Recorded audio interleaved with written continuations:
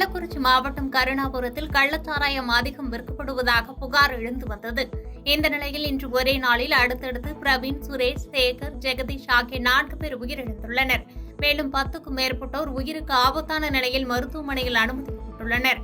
இவர்கள் 4 பேரும் கள்ளச்சாராயம் குடித்துதான் உயிரிழந்திருப்பதாக கூறப்பட்ட நிலையில் இதுகுறித்து போலீசாருடன் இணைந்து வருவாய்த்துறையினரும் விசாரணை நடத்தி வருகின்றனர்.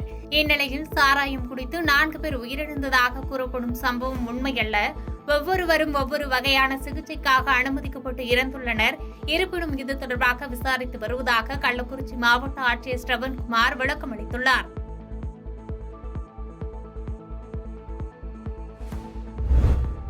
திமுக சட்டத்திற்கு புறம்பாக விக்கிரவாண்டி இடைத்தேர்தலில் செயல்படும் என்பதால் தேர்தலை புறக்கணித்துள்ளதாக மதுரையில் அதிமுக முன்னாள் அமைச்சர் செல்லூர் ராஜு பேட்டி அளித்துள்ளார்.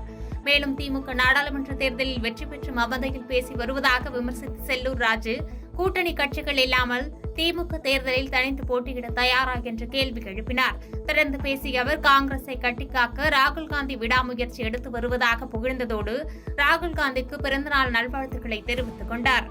முறையாக நடக்காது, தேர்தல் ஆணையம் கண்டுகொள்ளாது. இடைத்தேர்தலினாலே புது புது யுக்திகளை கையாண்டு நம்ம திராவிட முன்னேற்ற கழகம் அது சட்டத்துக்கு புறம்பாக எல்லாமே செய்வாங்க. பணம் ஆறாக ஓடும். மக்களை எந்த வகையில் கவரணும் அந்த வகையில் கவர்வதற்கு ஏற்படுத்தணும். அவருடைய முயற்சி, அவருடைய விடாமுயற்சி காங்கிரஸை கட்டிக்காகணும்னு நினைக்கிறார். அவருக்கு இந்த பிறந்த நாள் வாழ்த்துக்களை நான் தெரிவிச்சுக்கிறேன். திருமண நிகழ்ச்சிக்கு வருகை தந்த முன்னாள் முதலமைச்சர் எடப்பாடி பழனிசாமிக்கு திருவாரூரில் மலர் தூவி பட்டாசு வெடித்து தொண்டர்கள் உற்சாக வரவேற்பு அளித்தனர். திருவாரூர் மாவட்ட அதிமுக சார்பில் நன்னிலம் சட்டமன்ற உறுப்பினரும் முன்னாள் அமைச்சருமான காமராஜ் மற்றும் முன்னாள் அமைச்சர் OS மணியன் ஆகியோர் தலைமையில் திருவாரூரில் இருந்து நாகை செல்லும் புறவழி சாலையில் வாழவாய்க்கால் என்கிற இடத்தில் எடப்பாடி பழனிசாமிக்கு உற்சாக வரவேற்பு அளிக்கப்பட்டது.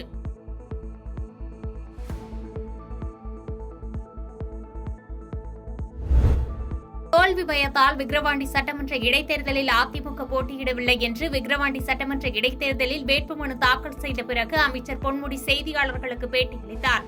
விக்கிரவாண்டி சட்டமன்ற இடைத்தேர்தல் அடுத்த மாதம் 10ஆம் தேதி நடைபெற இருக்கும் நிலையில் இன்று திமுக சார்பில் அறிவிக்கப்பட்டிருந்த வேட்பாளர் அன்னியூர் சிவா, விக்கிரவாண்டி வட்டாட்சியர் அலுவலகத்தில் அமைச்சர் பொன்முடி, நாடாளுமன்ற உறுப்பினர்கள் ஜெகத் ரட்சகன், ரவிக்குமார் ஆகியோர் தலைமையில் தேர்தல் நடத்தும் அலுவலர் சந்திரசேகரிடம் வேட்புமனு தாக்கல் செய்தார். அதன் பின்னர் செய்தியாளர்களை சந்தித்த அமைச்சர் பொன்முடி, தோல்வி பயத்தால் அதிமுக இந்த தேர்தலில் போட்டியிடவில்லை.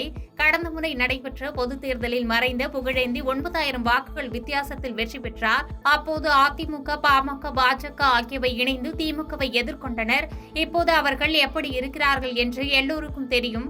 மகளிருக்கான பல்வேறு சாதனைகள் தான் இந்த தேர்தலில் வெற்றியாக அமையும். 1 லட்சம் வாக்குகள் வித்தியாசத்தில் சிவா வெற்றி பெறுவார் என்றார். 2021 தேர்தலில் புகழேந்தி அவர்கள் இங்கே நிற்கிற பொழுது சுமார் 9000 வாக்குகள் வித்தியாசத்திலே வெற்றி பெற்றார்.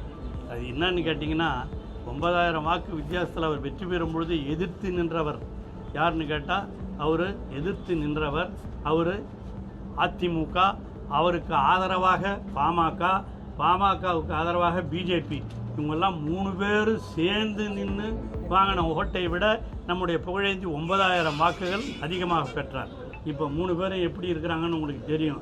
ஒருத்தர் எப்படியும் தோல்வி வரும் என்பதற்காகவே இதை விட்டு விலகிவிட்டார்கள். மற்ற 2 பேரும் சேர்ந்து நிற்கிறாங்க. அதனால் கண்டிப்பாக 1 லட்சம் வாக்குகளுக்கு மேல் வித்தியாசத்திலே நம்முடைய அன்னியூர் சிவா அவர்கள் வெற்றி பெறும். நெய்வேலி அருகே இருசக்கர வாகனத்தில் வந்த பெண்ணிடம் கத்தியை காட்டி மிரட்டி செயின் பறிப்பு தொடர்பாக போலீசார் விசாரித்து வருகின்றனர். கடலூர் மாவட்டம் நெய்வேலி அடுத்த மானடிக்குப்பம் கிராமத்தைச் சேர்ந்த சிவகுமார் என்பவரது மனைவி ஜெயந்தி. இவர் நெய்வேலி வட்டம் 9 உள்ள தனியார் பள்ளியில் தனது குழந்தைகளை இருசக்கர வாகனத்தில் சென்று இறக்கிவிட்டு மீண்டும் தனது வீட்டிற்கு வட்டம் 3 பாரதிதாசன் சாலை வழியாக இருசக்கர வாகனத்தில் தனியாக சென்று கொண்டிருந்தார். அப்போது அடையாளம் தெரியாத காரில் வந்த மர்ம நபர்கள் ஜெயந்தி இருசக்கர வாகனத்தை மறித்து கத்தியை காட்டி அவர் கழுத்தில் இருந்த 5 பவுன் தங்க நகையை பறித்து சென்றனர். இதுகுறித்து ஜெயந்தி நெய்வேலி நகர காவல் நிலையத்தில் அளித்த புகாரின் பேரில் போலீசார் வழக்கு பதிவு செய்து விசாரணை மேற்கொண்டு வருகின்றனர்.